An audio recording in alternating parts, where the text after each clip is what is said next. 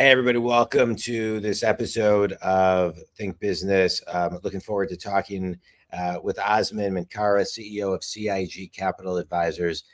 Osman, it's great to connect with you. Appreciate you being on the show today. I'm a business coach, and I love this podcast because I get to talk to people. I'm a business coach who works with successful people all over the globe who are stuck, and I get them unstuck. And so I get to have guests on the show that help people get unstuck. And so, as a business person, where's a recent place you've been stuck, and how did you get yourself unstuck? First of all, thanks for having me, John. That's a great question. I mean, I think as a business coach, and you probably see it with a lot of leaders, and as an entrepreneur, you see that a lot of time where effectively, as an entrepreneur, you typically plan the work, and once you go and start working the plan, you realize a lot of variables start coming in, and kind of creating some hurdles for you to be able to hit the targets. And you have to pivot, and you have to pivot multiple times. So for me personally, part of my career, we do investment, asset management, as well as we do advisory work on the healthcare side.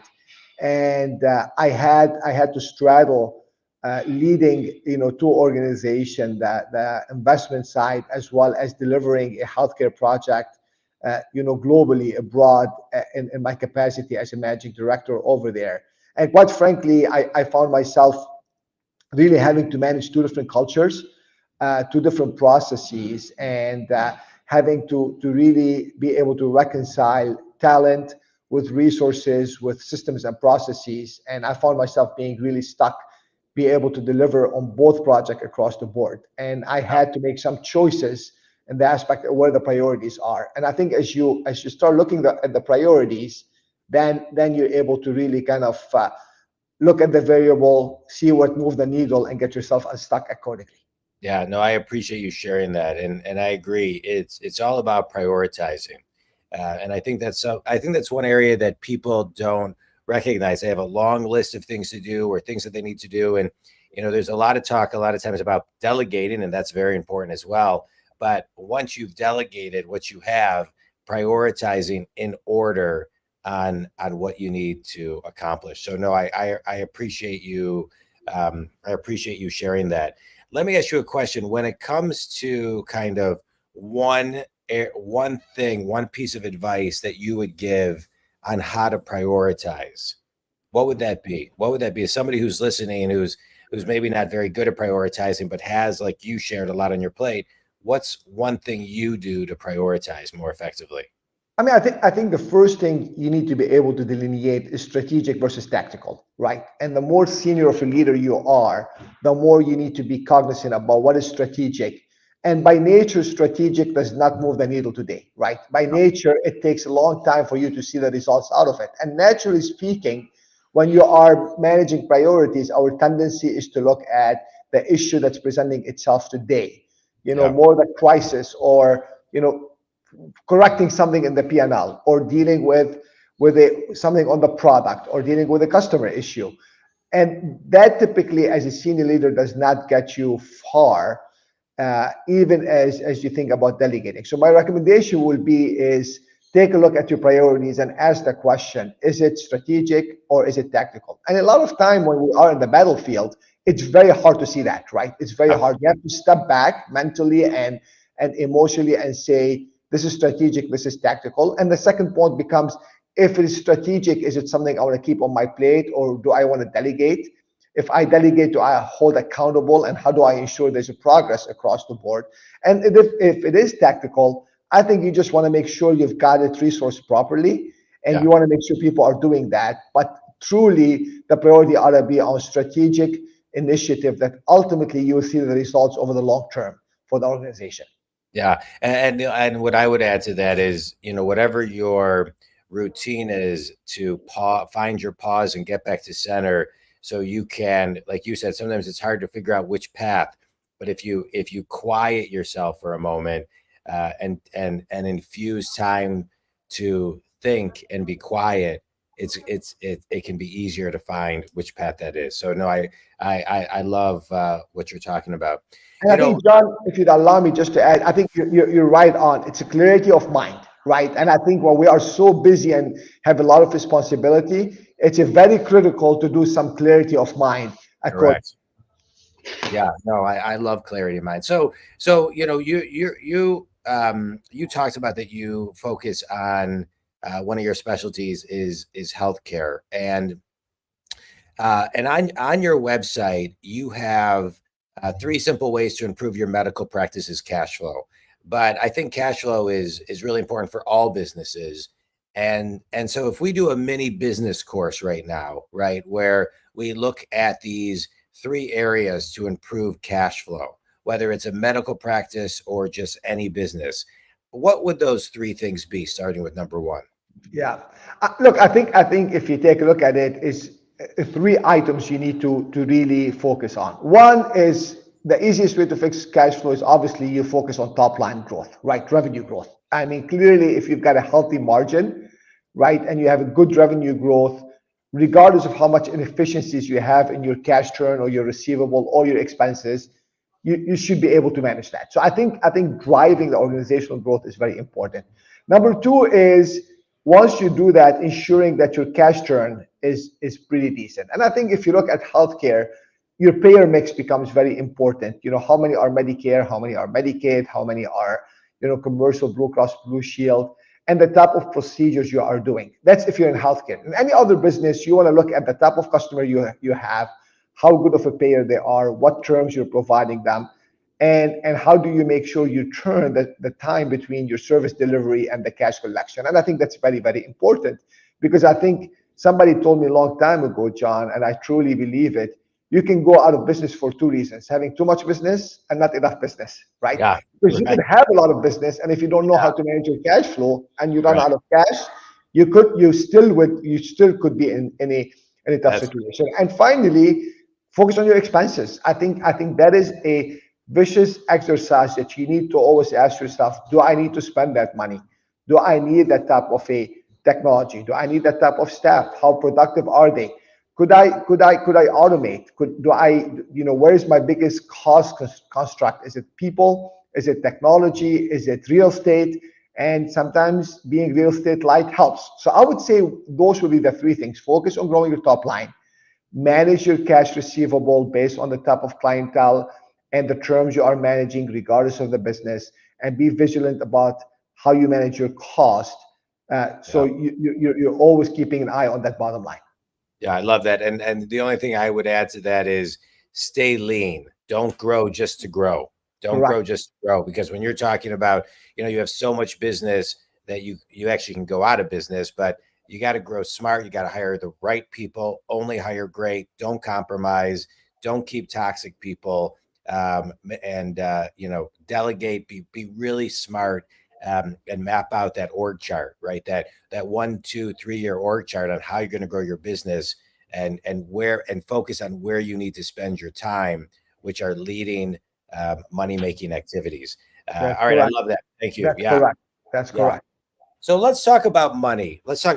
So you're a wealth management group, and I think people have a lot of fear about money, right? People's relationship with money is either really great, or there's a lot of fear behind it.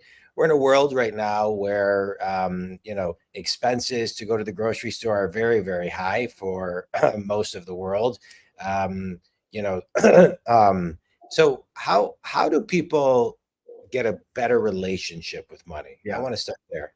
Yeah, I mean, I think the worst thing about money, it brings the worst out of us, which is fear and greed, right? And those are 2 really bad traits. But if not checked, it really kind of cloud all our vision accordingly. So I think the first thing is we need to make sure we need to be anchored around money and not either get greedy, where if things are going well, that we think things are always going to be well, and effectively don't get into a fear, where a point where we are crippled and being whipsawed in our financial decision. And we see that all the time, John. It's Yeah. a client in bad days, they'll tell you, oh, I told you I don't want to lose money. And in good days, they tell you, oh, I told you I want to make much more than that. And the Yeah. reality of life, it doesn't go that way.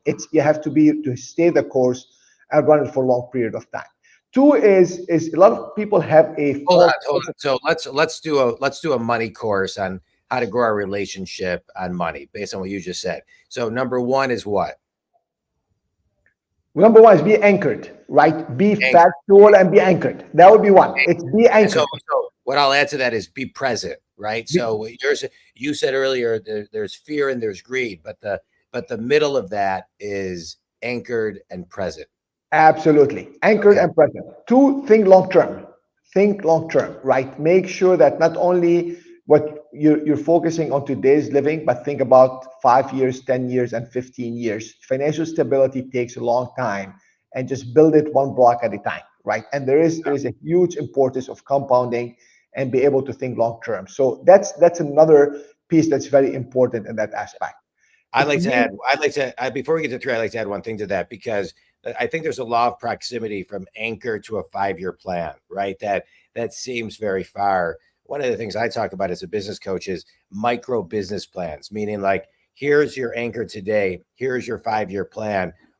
Depending on your shelf life, what's your micro business plan or next step plan or life plan, whatever you call it, for the next 24 hours or for the next week, and bring it close to proximity, so 5 years doesn't feel so far away. So just absolutely. small chunks. Yeah. So you keep on re-anchoring yourself in short spurts. Okay. Number three. And I think, John, to your point, this is not different than the business. I mean, we start talking about the business. It's again putting a strategic plan, but ensuring that you're working the plan on a daily basis and you're doing the tactics that you need to execute. That's the same with your financial life.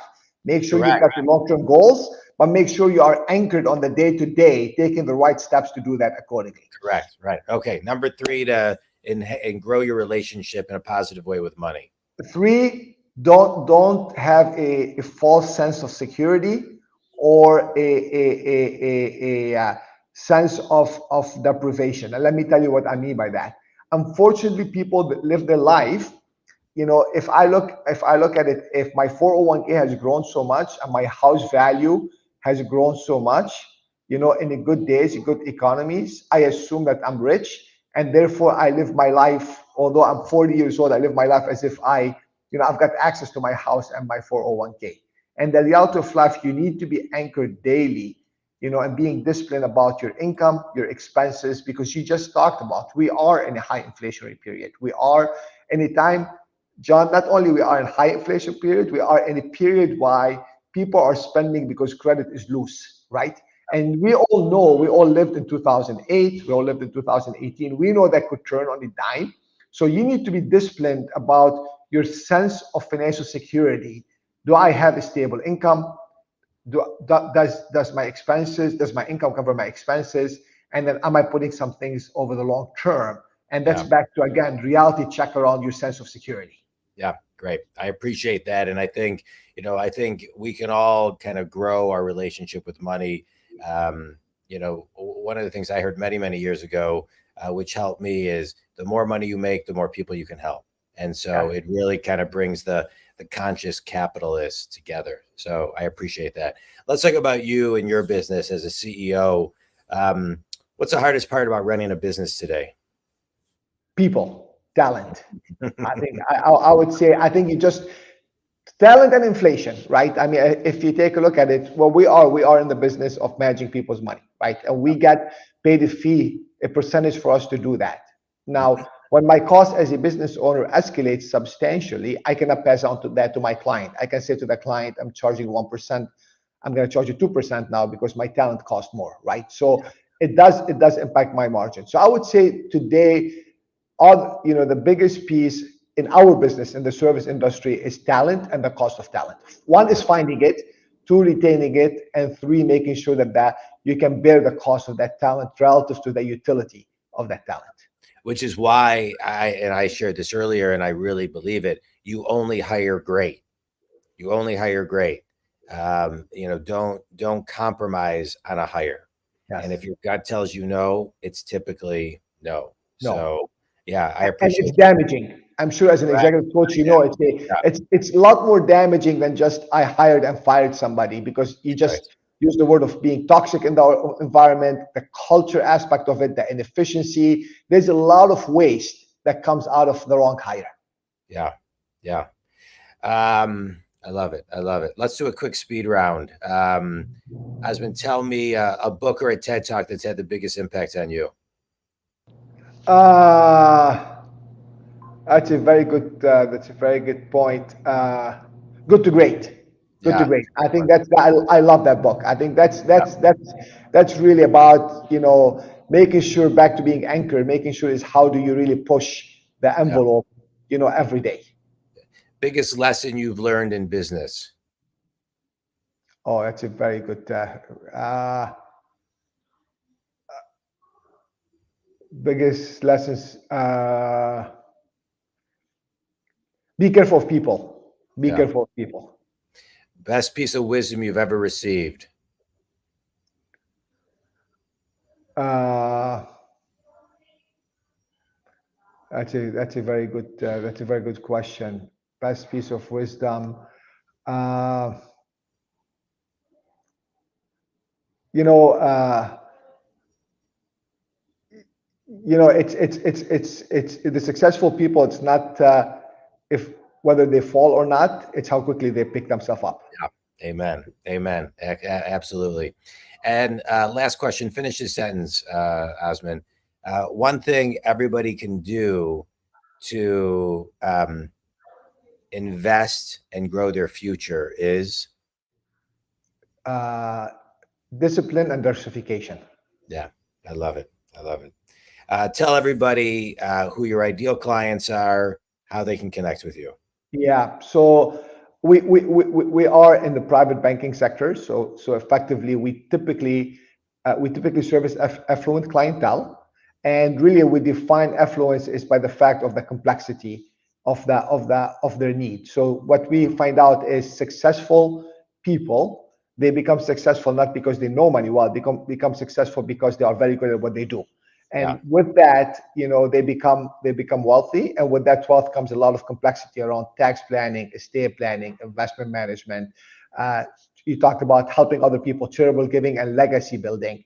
So our ideal client is a client that is successful, that has done well in their life, and they want to be able to organize their life. They want to be able to find solutions to complex issues, and they want to do it by a long-term plan. And they're looking for this strategic advisor that's going to quarterback their financial life and be able to usher them through their journey, you know, as they grow wealth, as they retire off wealth, and as they create legacy over the long period of time. People can reach us. You know, we have a lot of thought leadership about that and other matters on our website, cigcapitaladvisors.com. And as well as they can reach out to me directly, our team members, via email, or contact us on our phone, which is 248-827-1010. It's great. I appreciate it, Osman. Do you need to give a disclaimer of any type? I want to thank Joan Frank for introducing us. Um, um, but do you need to give a disclaimer of any type? She said you may need to. No, I think we're okay. I had We're compliance. safe. You know, I had compliance made sure that I filtered everything, because I think Okay, I think I think we're good. I think we're because good. we don't prepare any questions, so I wanted to make sure. I want to make sure. Okay. Well, I appreciate you taking time to share your wisdom today.